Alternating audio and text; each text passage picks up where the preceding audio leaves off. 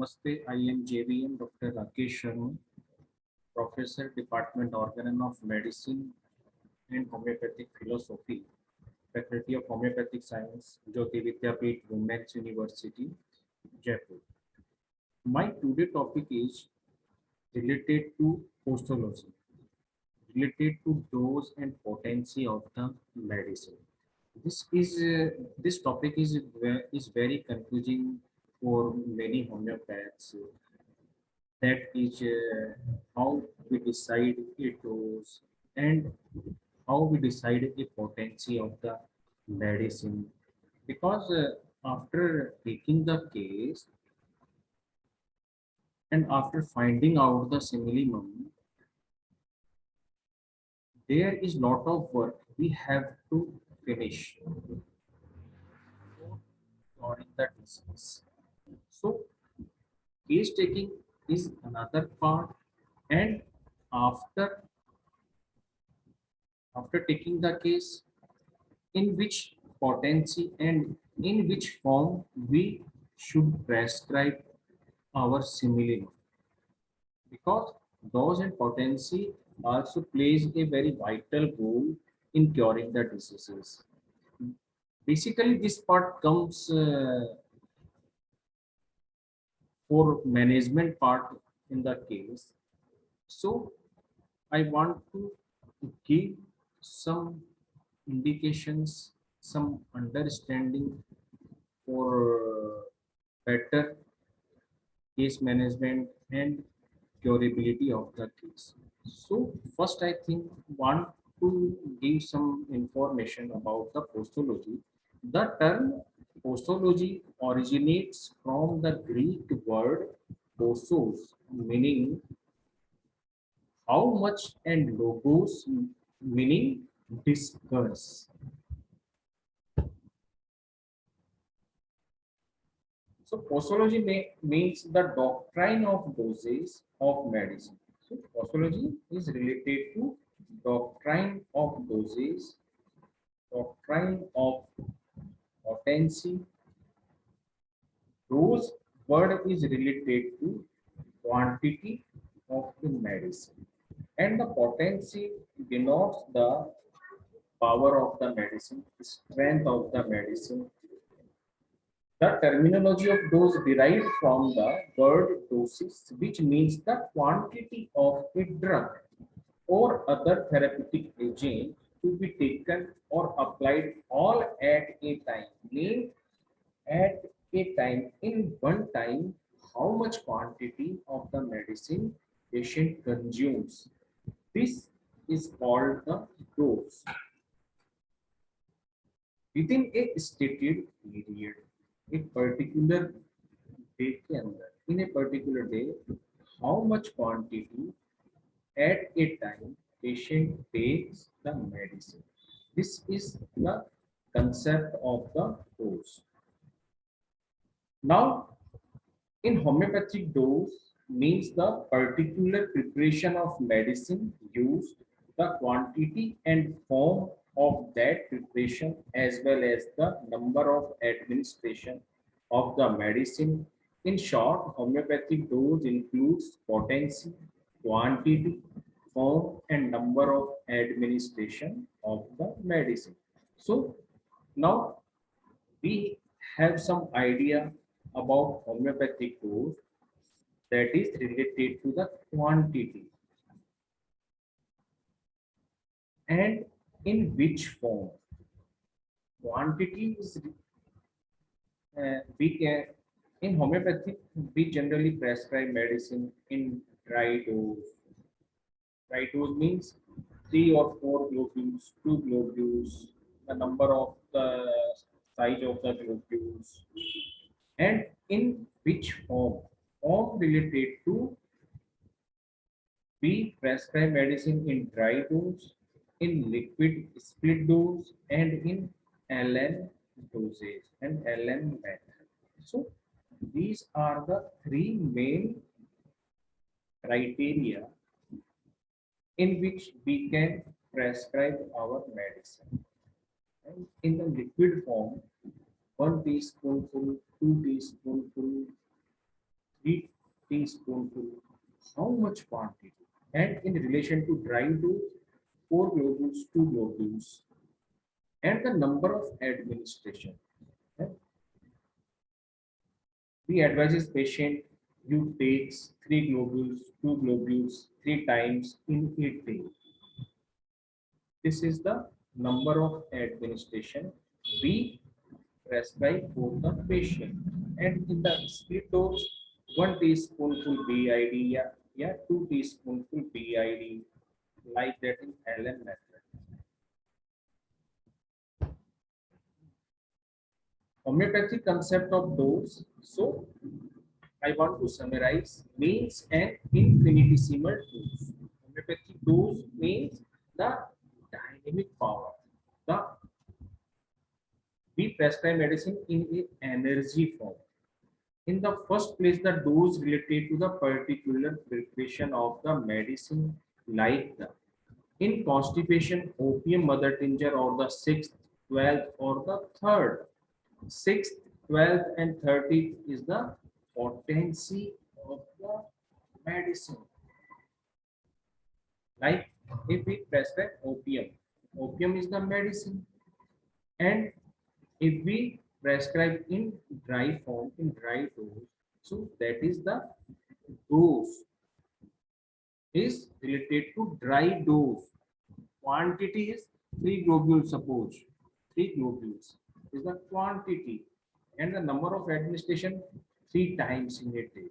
In the second place, the dose related to the quantity of that preparation and the form that preparation. Example, opium 30 was given, it may have given the 1 drop liquid under the tongue, 1 or 2 globules, 1 drop liquid is dispensed with water or sugar or milk. In the third place, the dose related to the number of administration of the medicine means the repetition. Here, this point is related to the repetition. 3 times in a day, 2 times in a day, once in a day, and once in a week. That is the repetition. Like example, opium 30, it may be a single dose or may be repeated every 4 hours. Every 4 hours means 4 times in a day or every week according to the condition of the patient. So now we have understood clearly the concept of the dose and the homeopathic concept of the dose. Now I want to tell something about potency. The question of potency selection has always been controversial. Some homeopaths claim that if mental symptoms are outspoken, high potency should always be chosen. Other believe one should always start with the low potency, with some using 6C, 30C potency, some start from 200 potency. Some believe in the 10M is necessary to cover the totality of the chronic disease. This topic is also very confusing even today because every homeopath have some belief system and they think if in a given case if mental symptoms are predominant then they prescribe higher potency. If physical journals are more prominent than the mental symptoms, then they will start 200 potencies. And some homeopaths believe and prescribe on particular symptoms. Then they prescribe lower potency 6, 30, and even in mother tinctures also. Mother tinctures are used basically in cases of when we prescribe based on organs like the chilidonium, the indication for the liver. So there are different types of the notions of each homeopaths has. Each of these approaches is based on a single concept rather than on Hahnemann's three-part guideline for potency selection and observation of the nature of the disease, nature of the patient, and nature of the remedy. And basically, Dr. Hahnemann guides us in our organon of medicine.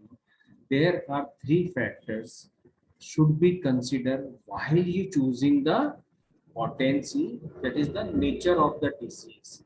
Means disease is belong to acute and in a chronic form, and the nature of the patient is related to the sensitivity of the patient and the nature of the remedy.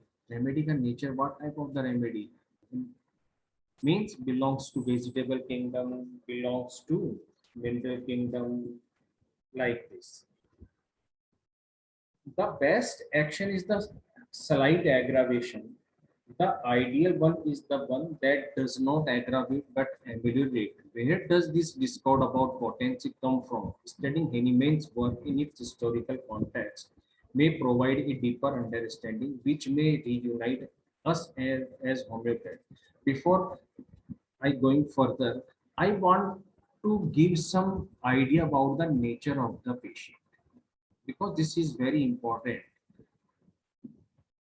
in selecting the potency. There are three parameters by which we can calculate the sensitivity of the patient. So there are three types of the sensitivity. One is hyposensitivity, another is the normosensitivity, and the third one is the hypersensitivity. And the scale begins from 1 to 1000.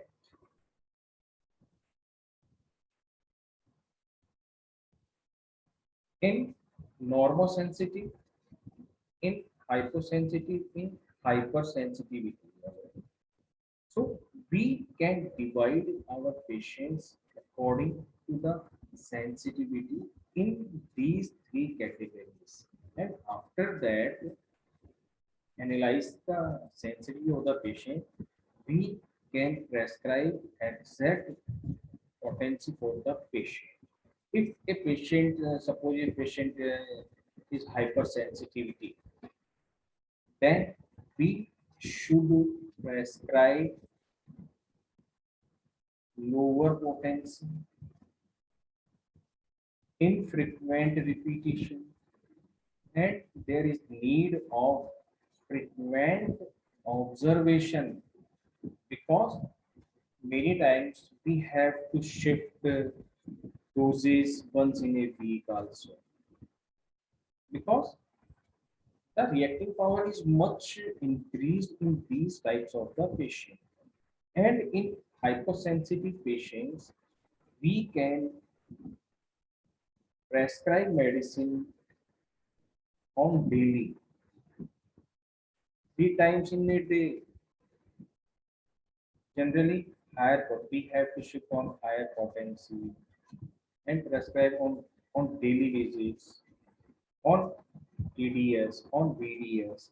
So these are the very important factors. And in the normosensitive patient, we can shift doses on alternate days, once in a day.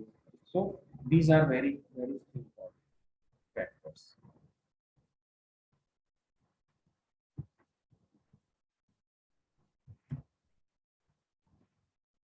And the best action is the slight aggravation. The ideal one is the one that does not aggravate but ameliorate. This is very important part. That is, slight aggravation is advisable, it's suggestive, and this is ideal one. But it should not severe aggravation.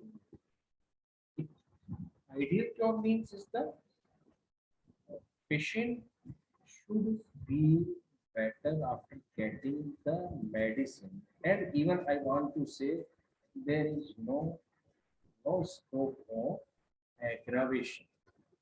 Only we see the only we see the amelioration in the patient complaint. This is the ideal cure. Where does this discourse about potency come from? Studying Hahnemann's work in its historical context may provide a deeper understanding which may reunite us as a homeopath. So, if we study our master's work carefully, we can easily understand and remove our confusion about selection of the potency. This is very, very important. So, thank you. I will continue this lecture in my next video. Thank you.